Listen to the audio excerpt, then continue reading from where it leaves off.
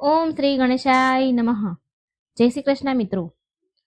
આજના આ વિડીયોમાં આપણે સાંભળીશું માગસર માસના ગુરુવારથી પ્રથમ ગુરુવારથી લેવાતું વ્રત, શ્રી લક્ષ્મી વ્રતની ગુરુવારની કથા. આ કથા સાંભળીને શું થાય છે? દુઃખ દરિદ્ર દૂર થાય છે, શ્રી લક્ષ્મીજીની કૃપા થાય છે, ધન દોલત પ્રાપ્ત થાય છે, લાંબા આયુષ્યવાળા સંતાન પ્રાપ્ત થાય છે, મનોકામના પૂરી થાય છે. શ્રી લક્ષ્મીના અનેક નામ રૂપ છે. શ્રી લક્ષ્મીજીના નામ અને રૂપ અનેક છે.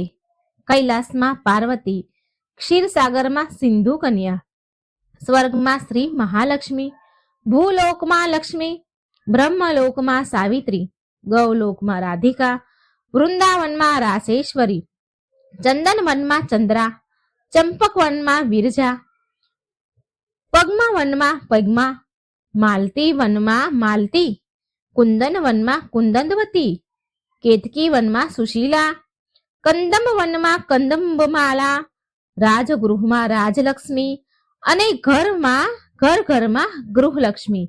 આમ વિવિધ રૂપ અને નામથી લક્ષ્મી દેવી પ્રસિદ્ધ છે. તો આ પ્રમાણે દ્વાપર યુગની સૌરાષ્ટ્ર દેશની આ વાત છે. ત્યાં ભદ્રશ્રવા નામનો એક રાજા રાજ્ય કરતો હતો. તે પરાક્રમી હતો. 4 વેદ, 6 શાસ્ત્ર, 18 પુરાણનો તે જ્ઞાતા હતો. તેની રાણીનું નામ સુરતચંદ્રિકા હતું. તે સુંદર, સુશીલ અને પતિવ્રતા સ્ત્રી હતી. તે રાણીને 8 પુત્રો અને 1 પુત્રી હતા. તેનું નામ હતું શામબાલા. એક વખત શ્રી લક્ષ્મી દેવીના મનમાં થયું કે આ રાજાના રાજ્યમાં હું રહીશ એટલે રાજા પ્રજાને વધારે સુખ આપશે. ગરીબ પાસે રહીશ તો તે જ બધી સંપત્તિ ખાઈ જશે. માટે તેણે વૃદ્ધ બ્રાહ્મણીનું રૂપ ધારણ કર્યું. હાથમાં લાકડી લીધી. ધીમે ધીમે તે સુરતચંદ્રિકા રાણીના મહેલ પાસે આવીને ઊભી રહી. તેને જોઈને એક દાસી તેની પાસે આવીને પૂછવા લાગી.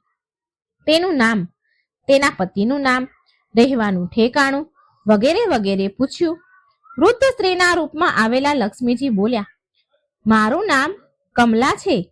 મારા પતિનું નામ ભુવનેશ છે. અમે દ્વારકામાં રહીએ છીએ. તમારી રાણી પૂર્વજન્મમાં એક વાણિયાની પત્ની હતી. તે વાણિયો બહુ ગરીબ હતો. રોજ ઝઘડા થતા. ધણી તેને મારતો. તે ત્રાસથી કંટાળીને ઘર છોડી નીકળી પડી. વનવાગડામાં ભૂખી ભટકવા લાગી. તેની દશા જોઈ મને દયા આવી. ધન સંપત્તિ આપવા વાળા લક્ષ્મી વ્રતની માહિતી તેને આપી. મારા કહેવા પ્રમાણે તેણે લક્ષ્મી વ્રત કર્યું. શ્રી લક્ષ્મી દેવી પ્રસન્ન થયા. તેથી તેની ગરીબી ટળી, દૂર થઈ ગઈ. સંતતિ સંપત્તિથી ઘર ભરપૂર થયું. ચારેય કોર આનંદ છવાઈ ગયો. પછી તે બંને મૃત્યુ પામ્યા. લક્ષ્મી વ્રત કરવાથી તે બંને લક્ષ્મી લોકમાં સુખ સાહેબીમાં રહ્યા. જેટલા વર્ષ તેને લક્ષ્મી વ્રત કર્યું તેટલા 1000 વર્ષ તેને સુખ સાહેબી મળી. અને હવે તો તેને રાજકુળમાં જન્મ પ્રાપ્ત થયો છે. પણ તે રાણીને હવે લક્ષ્મી વ્રતનું વિસ્મરણ થયું છે. તે યાદ કરાવવા માટે હું ખાસ અહીંયા આવી છું. આ બધું સાંભળી તે દાસીએ તેને લક્ષ્મી વ્રતની માહિતી પૂછી.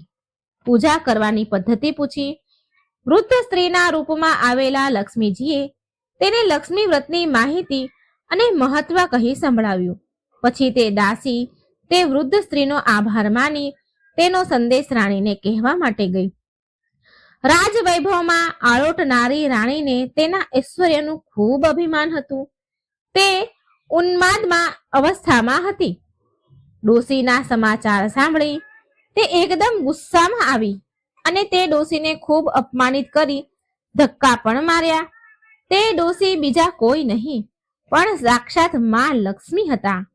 એ રાણીને સમજાયું નહીં. રાણીની ઉદ્ધતતાઈ જોઈ લક્ષ્મી ત્યાં વાસ ન કરતા પોતાના ઘરે જ જવાનું ઠેરાવ્યું અને તે ચાલી નીકળ્યા. થોડે દૂર જતા તેને શ્યામબાલા મળી. તેને બધી વાતની ખબર પડી. તેને વૃદ્ધ સ્ત્રીની માફી માંગી. ત્યારે લક્ષ્મીજીને તેના પર દયા આવી. તેણે શ્યામબાલાને લક્ષ્મી વ્રતની માહિતી કહી સંભળાવી. એ દિવસ એટલે માગસર મહિનાનો પહેલો ગુરુવાર હતો. શ્યામબાલાએ ભાવભક્તિથી લક્ષ્મી વ્રત કર્યું. વ્રત કરવાથી સિદ્ધેશ્વર નામના એક રાજાના માલધાર નામના રાજપુત્ર સાથે તેના લગ્ન થયા. પોતાના પતિ સાથે રાજવૈભવમાં સુખે રહેવા લાગી.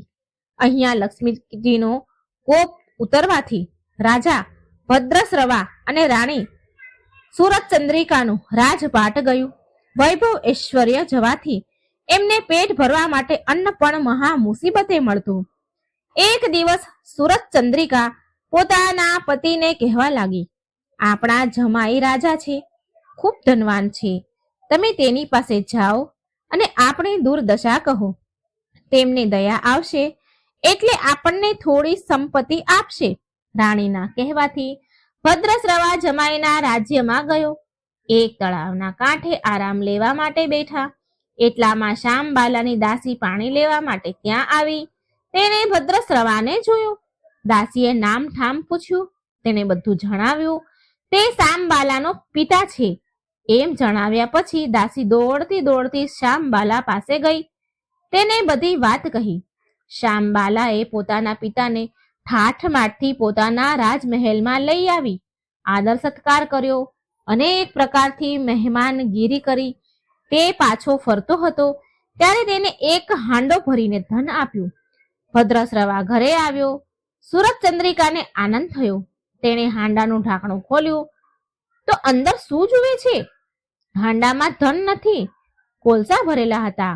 લક્ષ્મીજીની અવકૃપાથી આ ચમત્કાર થયો હતો. થોડા દિવસ ગયા પછી એક વખત સુરતચંદ્રિકા પોતાની દીકરીને ઘરે ગઈ. ત્યારે દિવસ હતો માગસર મહિનાનો છેલ્લો ગુરુવાર. શ્યામબાલાએ લક્ષ્મી વ્રત કર્યું.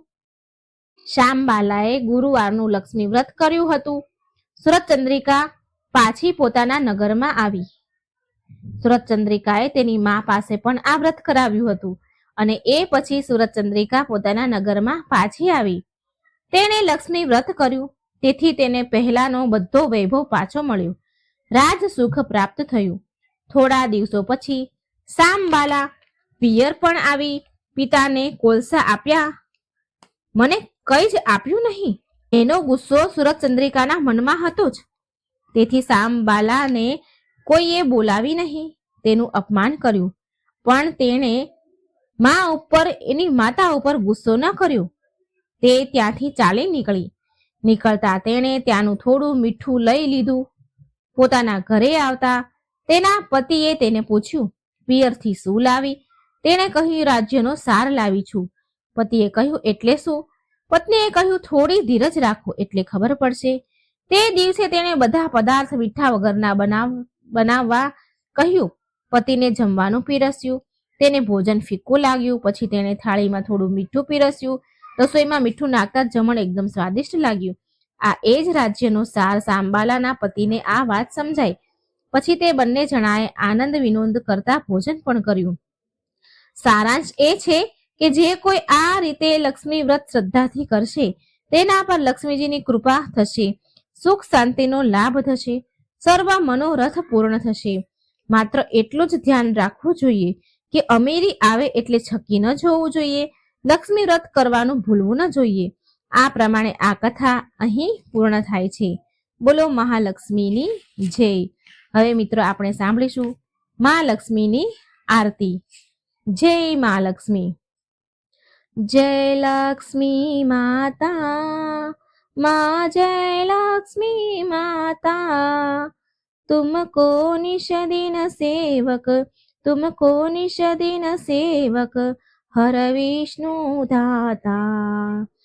माँ जय लक्ष्मी माता, ब्राह्मणी रुद्राणी कमला तू, हे जग माता, सूर्य चंद्र ध्यावत, सूर्य चंद्र साध्यावत, अष्ट सिद्धिदाता। जय लक्ष्मी माता, तू है पाताल बसती, तू ही है शुभदाता। कर्म प्रभाव प्रकाशे, कर्म प्रभाव प्रकाशे, जगनी है दाता। जय लक्ष्मी माता। जिस घर थोरी बासे जाहि से गुण आता, कर न सके सो कर ले, कर न सके सो कर ले, मन नहीं धड़काता। जय लक्ष्मी माता। तुम बिन जरी न होवे, वस्त्र न होए राता, खान पान को वैभव, खान पान ओ वैभव, तुम बिन कुण दाता। जय लक्ष्मी माता। शुभ गुण सुंदर सुखता, क्षीर निधे जाता, रत्न चतुर्दश तो कुर, रत्न चतुर्दश तो कुर, कोई भी नहीं पाता। जय लक्ष्मी माता। आरती लक्ष्मी जी की, जो कोई नर गाता, उर आनंद उमंगे, उर आनंद उमंगे, पार उतर जाता। जय लक्ष्मी माता। भीतर चर जगत बचावे, कर्म प्राण दाता, राम प्रताप माया की, राम प्रताप माया की, शुभ दृष्टि चाहता। जय लक्ष्मी माता। जय लक्ष्मी माता। जय लक्ष्मी माता। तुमको निश दिन सेवत, तुमको निश दिन सेवत, हर विष्णु विधाता। जय लक्ष्मी माता। जय મહાલક્ષ્મી। જય શ્રી હરિ ભગવાન વિષ્ણુની જય। મિત્રો, આ હતી ગુરુવારની વ્રત કથા, પૂજા વિધિ અને આરતી। જો તમને વિડીયો પસંદ આવે તો લાઈક કરજો, શેર કરજો અને આ ચેનલને સબસ્ક્રાઈબ પણ જરૂર કરજો। કોમેન્ટ બોક્સમાં મા લક્ષ્મીનું નામ પણ જરૂર લખજો। જય શ્રી કૃષ્ણ। રાધે રાધે। Thank you.